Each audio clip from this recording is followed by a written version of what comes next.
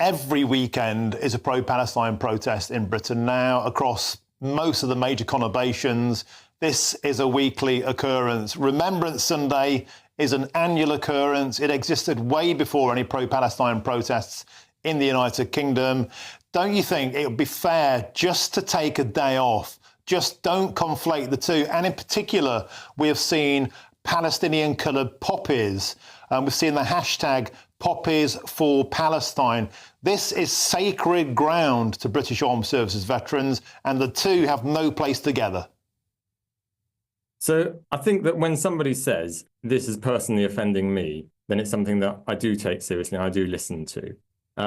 But I also think that there's more. One of the reasons you have the different kinds of poppies, you've got the red ones, you've got the white ones, you've got purple and black ones. I think that's because there are lots of things that happen in war and lots of awful things that happen in war, and that the different ones are there to remember different things.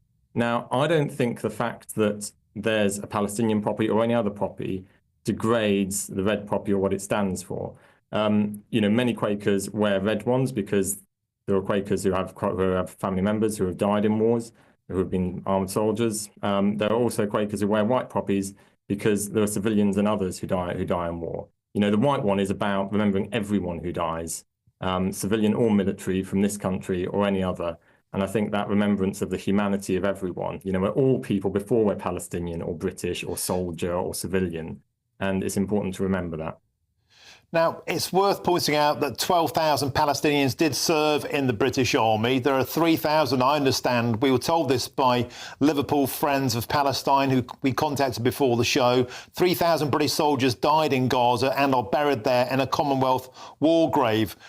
That's very, very much marked and very, very much appreciated. So we can remember that by wearing a red poppy on Remembrance Sunday. And if you want to talk about the current conflict in Gaza, or indeed any historical conflict on Gaza, fine, do it on a different day.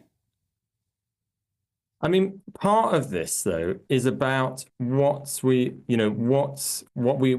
people are fighting for. And actually, if we're wanting a free society and a pluralistic society where different people can hold different views and discuss them respectfully, then actually, one of the things that I think best shows that is the willingness at times, which are important to some people, to say that it's also okay for there to be space for other people to do their own things in a different place, in a different time, on the same day.